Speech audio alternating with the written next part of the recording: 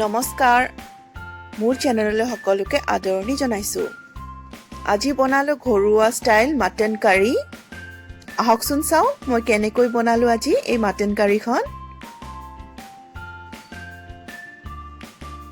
প্ৰথমে মই গোটা জিৰা আৰু গোটা ধনিয়া অলপ ড্ৰাই ৰোষ্ট কৰি লৈছো।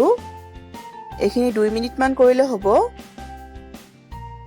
যেতিয়ালৈকে ধুনীয়া গোন্ধ এটা নোলায়। ইয়াত মই এতিয়া কেৰাহী এখন গৰম কৰি তাত 4 চামুচ টেবুলস্পুন মিঠাতেল ঢালিলো আৰু তেলখিনি গৰম হোৱাত তেজপাত আৰু লগতে শুকান জলকীয়া তাত যোগ দিলো। এতিয়া 4টা মিহি মিহিকৈ কুটি লোৱা পিয়াজ যোগ দিলো আৰু এইখিনি মই এতিয়া ফ্ৰাই কৰিম যেতিয়ালৈ কালাৰটো অলপমান চেঞ্জ নহয়।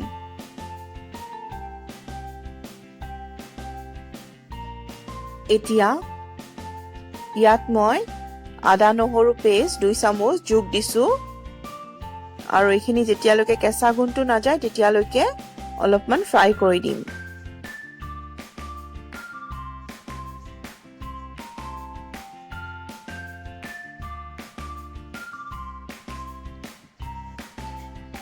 এতিয়া এইখিনি মই ফ্ৰাই কৰি লৈছো আৰু ইয়াত এটা বিলাহী সৰু সৰুকৈ কাটি মই যোগ দি দিছো। এতিয়া বিলাহীটো গলালৈকে এইখিনি ভালকৈ মই ফ্ৰাই কৰি দিম। এতিয়া ইয়াত মই নিমখ আৰু হালধি যোগ কৰি দিছো। আপোনালোকে নিমখ যিমান খায় হেনেকে হিচাপত আপোনালোকে যোগ কৰিব। নিমখটো দিছো তেতিয়া বিলাহীটো সোনকালে গলি যাব।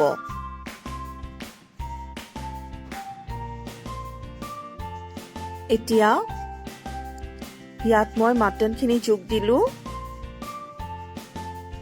আৰু এইখিনি ভালকৈ মিক্স কৰি দিছো। ইয়াত মই আধা কেজি মাটন লৈছো।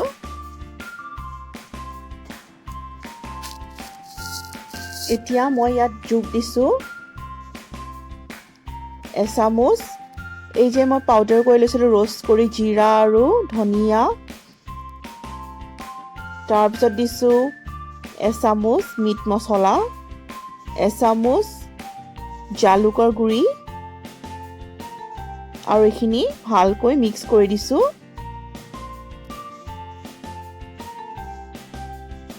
মই গৰম মছলাটো লাষ্টত দিম। এতিয়া এইখিনি মই ভাজি ললো। ইয়াত মই দি দিছো কেঁচা অমিতা আৰু আলু। কেঁচা অমিতা দিলে মাংসখন সোনকালে সিজে। অমিতাটো আপোনালোকে পেষ্ট কৰিও দিব পাৰে।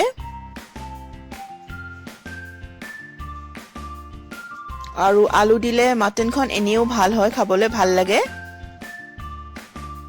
এইখিনি মই এতিয়া 5-10 মিনিট মান ভালকৈ ভাজিম যেতিয়ালৈকে তেল ওলাই নাযায়।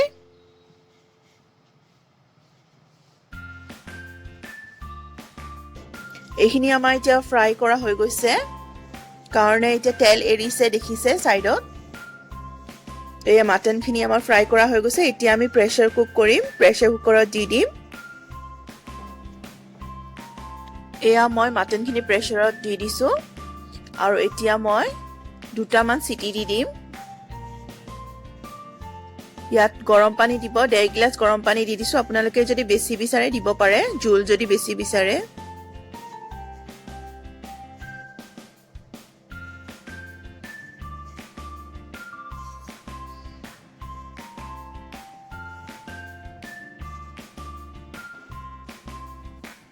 এয়া মোৰ প্ৰেছাৰ কুকাৰত দিয়া হৈ গ'ল মাটনখিনি। এতিয়া অলপ সময় মই কেৰাহীত দি দিছো আকৌ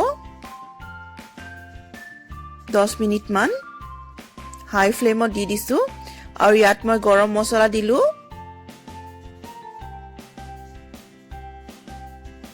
এয়া গৰম মছলা দি উঠিলো আৰু লগতে 1 টিস্পুন মই ঘি দি দিছো, ভাল ঘি। তেতিয়া বৰ ধুনীয়া গোন্ধ এটা আহে মাটনৰ।